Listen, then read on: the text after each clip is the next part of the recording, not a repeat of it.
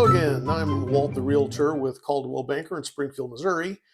And we're at question number 3 in my countdown of the top 5 questions every home buyer asks.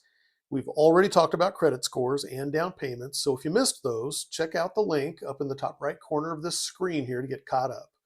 But if you're watching this video somewhere other than YouTube, like for example, Facebook or Instagram, you're not going to see that link. So head over to youtube.com/@WaltTheRealtor to find all my videos. Today we're tackling question number 3, and it's a biggie. This is one of those it depends scenarios. So here's the deal. You've probably gotten conflicting advice from different sources. Some people will tell you to wait for mortgage rates or housing prices to drop, and others will tell you buy now regardless of the situation. The simplest answer is this: don't worry about the market. Real estate is the most resilient market we have. If you can afford to buy, then buy. Now, give me a chance to explain why I'm saying that. There's a reason the real estate market is so resilient, and to understand why, we need to dig into supply, demand, and interest rates and how they affect home prices, because it doesn't make a whole lot of sense sometimes, and that really trips people up.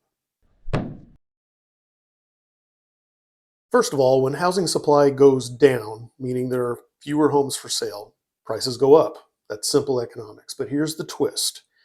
When supply goes back up, meaning more homes hit the market, you would think that prices would drop, right? I mean, there's more competition among sellers, so that would make sense. Not so fast. Sellers don't usually lower their prices right away because they expect buyers to love their house the way they themselves love their house. Also, if they put, let's say, $50,000 worth of renovations into that house, a lot of times they want that $50,000 back from the sale, but house math doesn't work that way.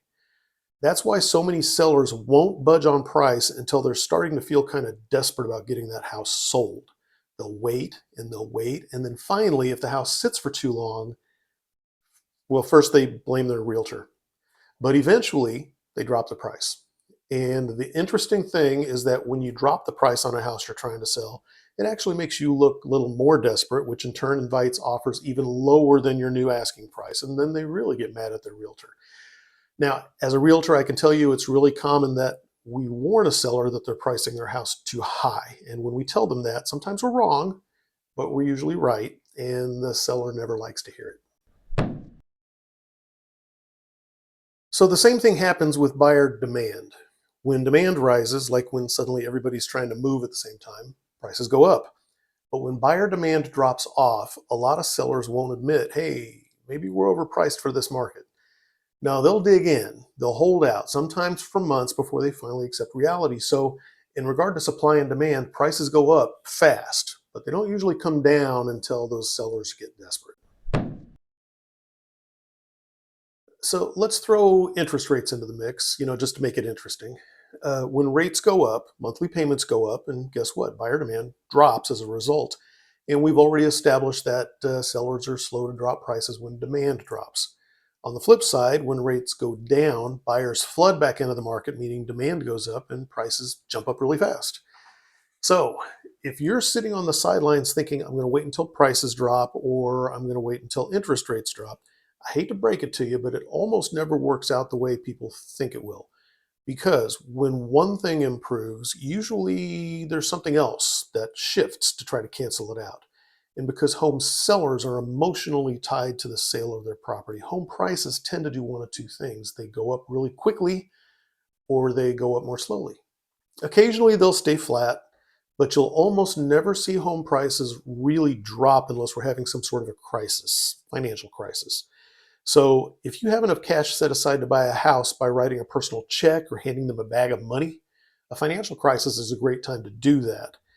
But if you need a mortgage like the rest of us do, a financial crisis is a tough time to get one.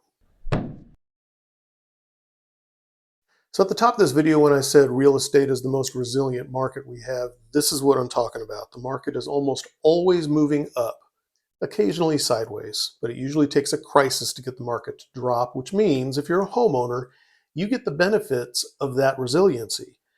But if you're not a homeowner, every day this resilient market is making it more difficult for you to become one.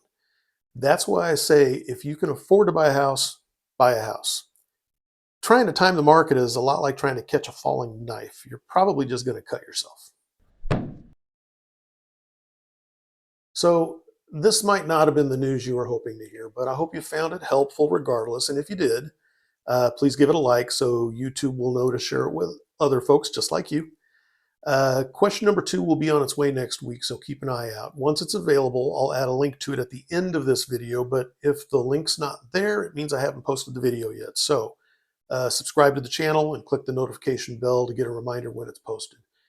And again, you can only see those links if you're watching this on YouTube. So if you're on Facebook or Instagram right now, you'll need to head over to youtube.com/@WaltTheRealtor to visit my channel.